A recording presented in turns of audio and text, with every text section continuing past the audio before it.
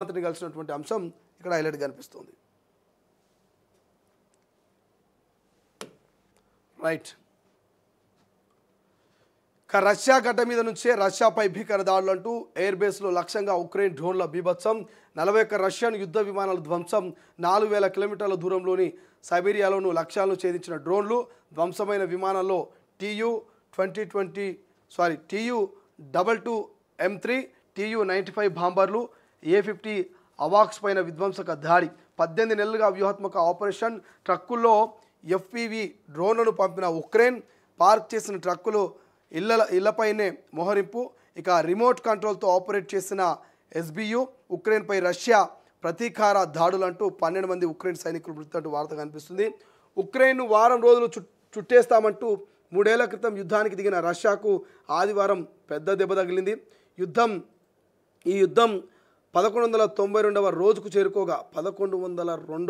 చేరుకోగా operation web పేరుతో Russia గడ్డ మీద నుంచి మరి ఉక్రెయిన్ జరిపిన డ్రోన్ దాడుల్లో రష్యాలోని 4 ఎయిర్ బేస్లు టార్గెట్ అయ్యాయి.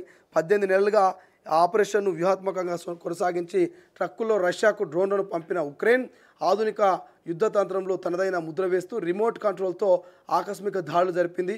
ఈ దాడులు 41 రష్యా యుద్ధ విమానాలు, బుల్లీ డ్రోన్లు ఇక తూతునకలు చేశాయంట. ఉక్రెయిన్ సరిహద్దుల నుంచి మరి 700 కిలోమీటర్ల మొదలు 4000కు పైగా కిలోమీటర్ల దూరంలో ఉండే 4 ఎయిర్ బేస్లో బెలాయా, డియాంగిలివ్, ఒలేనియా, ఇవోనోవపై ఆదివారం ఉదయం ఉక్రెయిన్ ముప్పేట అంటూ ఒక వార్త కనిపిస్తుంది. రష్యాలో కూలిన 2 రైళ్ల వంతెనలు, గూడ్స్ ప్రయాణికుల రైళ్లకు ప్రమాదం, ఉక్రెయిన్ పనేనంటూ అనుమానమంట. సో ఉక్రెయిన్కి ఇంత ఉంటుందా? ఉక్రెయిన్ దేశం ఎంత ఉంటుంది? ఉక్రెయిన్ దేశంకి ఇంత ఉంటుంది, కానీ రష్యా పెద్ద దేశం. సో రష్యా ఉక్రెయిన్ మధ్య గత కొన్ని నెలలుగా, సంవత్సరాలుగా యుద్ధం జరుగుతూనే ఉన్నది. యుద్ధంలో భాగంగా ఇక్కడ చూడొచ్చు ఏమంటారు ఇక్కడ, ఈ యుద్ధం 1192వ రోజుకు చేరుకోగా, 1192వ రోజు అంటే మరి ఎన్ని సంవత్సరాలు పట్టింది దాదాపుగా ఆలోచన చేయండి. మరి 3 ఏళ్ళు అనుకో, ఇక 3 ఏళ్ళు గడిచిపోయింది. ఈ 3 ఏళ్ల యుద్ధంలో భాగంగా మరి 18 నెలలు ఆలోచన చేసి ఉక్రెయిన్ రష్యా మీద మెరుపు దాడి చేసి దాదాపు 42కు పైగా 41 రష్యన్ యుద్ధ విమానాన్ని ధ్వంసం చేసిందంట ఉక్రెయిన్. 41 రష్యన్ యుద్ధ విమానాన్ని ధ్వంసం చేసి మళ్ళీ 4000 కిలోమీటర్ల దూరంలో ఉన్నటువంటి సైబీరియాలో లక్ష్యాలను ఛేదించినటువంటి డ్రోన్లు, మరొక 4 ఎయిర్ బేస్లను కూడా టార్గెట్ చేసినటువంటి పరిస్థితి కనిపిస్తుంది. ఎయిర్ బేస్లే లక్ష్యంగా ఉక్రెయిన్ డ్రోన్ల బీభత్సం, రష్యా గడ్డ మీద నుంచే రష్యాపై భీకర దాడులు చేసినటువంటి పరిస్థితి. అంటే మరి రష్యా గడ్డ మీద నుంచే రష్యాని ఎట్లా దాడి చేసిందని అనుమానం రావచ్చు మీకు. ఈ ఉక్రెయిన్ 18 నెలలు వ్యూహాత్మకమైనటువంటి యుద్ధ తంత్రాలతోటి ఈ రష్యా దేశంలోకి కొన్ని డ్రోన్లను పంపించిందట. పెద్ద పెద్ద ట్రక్కులలో మరి రష్యాకు ఈ యొక్క ఉక్రెయిన్ నుంచి డ్రోన్లు పోయి మరి పార్కింగ్ చేసినటువంటి ఆ ట్రక్కులలో ఉన్నటువంటి డ్రోన్లు ఏవైతున్నాయో ఆ డ్రోన్లను ఉక్రెయిన్ నుంచి ఆపరేటింగ్ చేసినట. అంటే ఎంత టెక్నాలజీ, ఎంత నాలెడ్జ్ ఒకసారి ఆలోచించండి.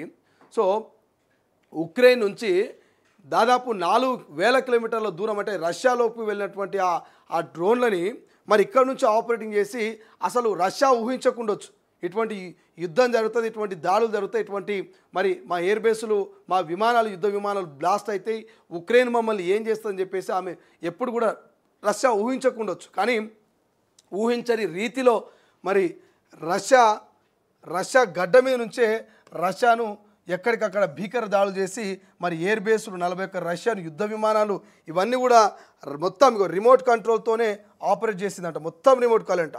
పార్కింగ్ చేసిన ట్రక్కుల నుంచి ఇళ్లపైన మోహరించే ట్రక్కుల్లో FPV డ్రోన్లను పంపిన ఉక్రెయిన్ 18 నెలలుగా వ్యూహాత్మకమైనటువంటి ఆపరేషన్ అంట. సో ఉక్రెయిన్ ఉపయోగించినటువంటి ఆ డ్రోన్లను చూపిస్తే మీరు ఆశ్చర్యపోతారు. చూడండి, ఉక్రెయిన్ వినియోగించినటువంటి చిన్న డ్రోన్లు ఎట్లనే చూడవా, చిన్న డ్రోన్లు అవి చూపించే ప్రయత్నం చేయి. ఉక్రెయిన్ ఉపయోగించినటువంటి చిన్న డ్రోన్లు ఇక్కడ పెట్టి చూడండి. చిన్న డ్రోన్లని కూడా మరి ట్రక్కులల్లో ఇండ్ల మీదకి మోహరించి ఇట్లా పెద్ద దాడులు చేసినాయి. రష్యా ఎయిర్ బేస్లో కాలిపోతున్న విమానము, 41 విమానాలని, యుద్ధ విమానాల్ని మరి రష్యా యుద్ధ విమానాల్ని ఉక్రెయిన్ కాల్చి బూడిద చేసిందట.